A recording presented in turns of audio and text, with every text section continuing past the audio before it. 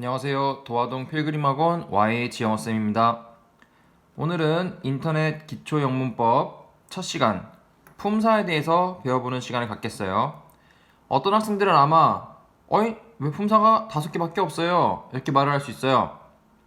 맞습니다. 원래 품사는 8개죠. 그런데 이 기초영문법을 만든 취지가 뭐냐면 영문법을 막 때려 넣어 봤어. 여러분들한테 막 때려 넣었는데 기억을 하는 게 없는 거예요. 아마 이걸 지금 듣고 있는 학생들도 어디선가는 다 들어봤을 거예요. 양심에 손을 얹고. 그런데 뭐 머리가 나쁠 수 있어. 근데 되게 그런 일은 없어요. 복습을 안 해서 그래. 그런데 복습을 왜 안 하게 되냐? 재미없어. 재미가 없고 외워야 될 게 많은 것 같이 보이니까 지레 포기해버리는 거예요.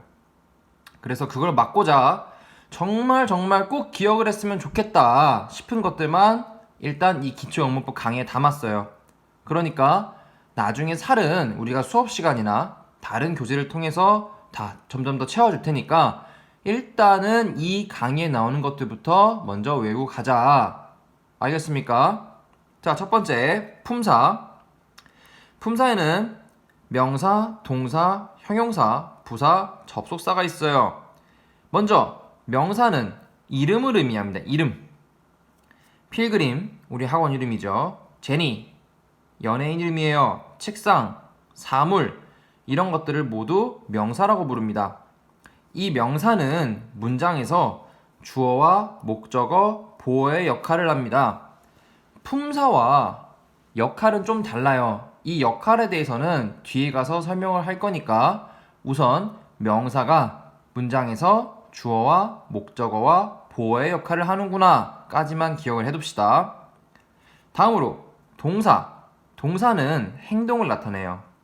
eat, 먹다, run, 달리다, fly, 날다, 무엇 하다 라고 해석이 되고 있죠. 이렇게 동사는 행동들을 나타냅니다.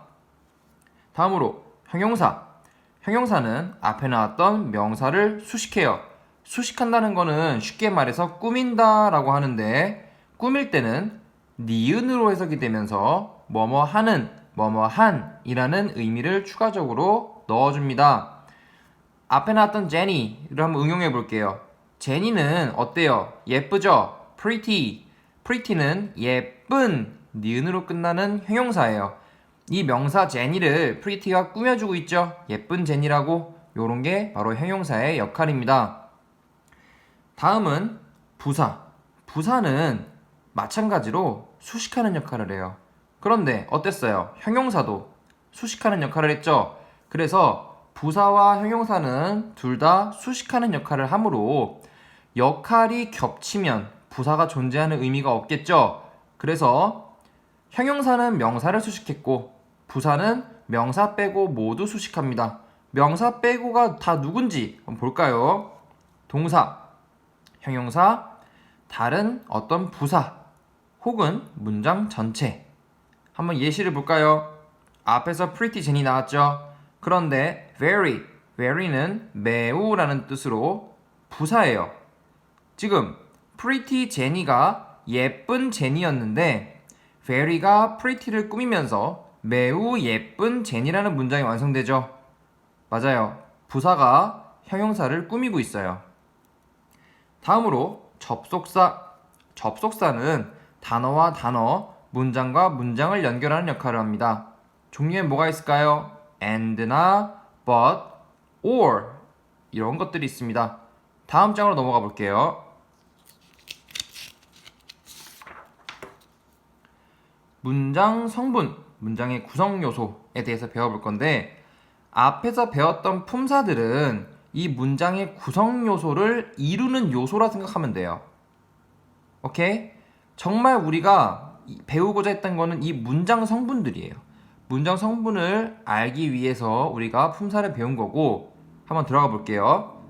주어, 동사, 목적어, 보어 이 4개는 반드시 기억을 하자 이거예요.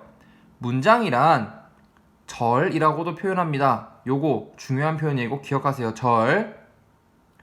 한 문장은 한 개의 주어와 한 개의 동사가 반드시 필요합니다. 2개 안 돼요. 주어와 동사 2개씩 있으면 안 됩니다.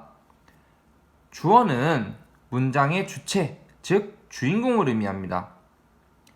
철수는, 철수가 이런 식으로 은는 이 가로 해석이 됩니다. 주어의 역할 알겠죠?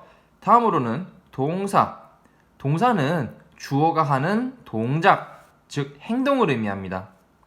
철수가 달린다. 주체가 하고 있는 행동을 의미하고 있죠. 목적어. 목적어는 동사의 대상이 됩니다.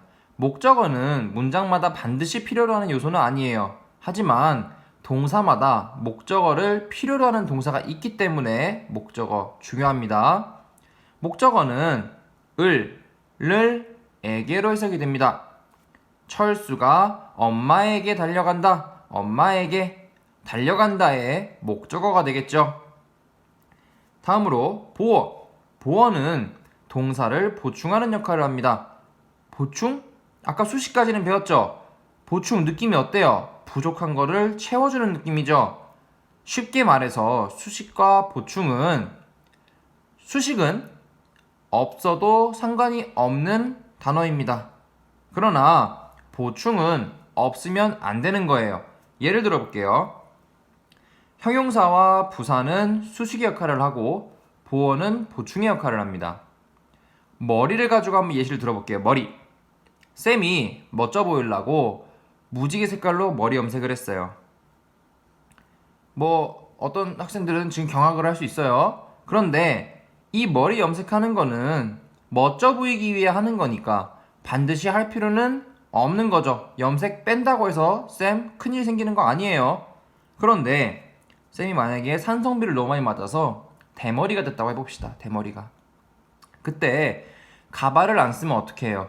학원 갈 때마다 놀림 받겠죠? 이 가발은 쌤이 정상적인 생활을 할 수 있도록 보충해주는 역할을 하는 겁니다. 그래서 수식되는 형용사나 부사는 반드시 필요한 것은 아니지만 보충을 하는 보어는 문장에서 반드시 필요한 역할이라고 할 수 있습니다. 물론 목적어와 마찬가지로 보어 역시 문장마다 꼭 필요한 요소는 아니에요. 하지만 보어가 쓰여야 하는 장소에서는 보어가 빠지면 안 된다라는 것을 설명하는 겁니다. 이상으로 첫 번째 강의를 마치겠습니다. 잘 모르겠으면 꼭 반복해서 듣길 바랍니다.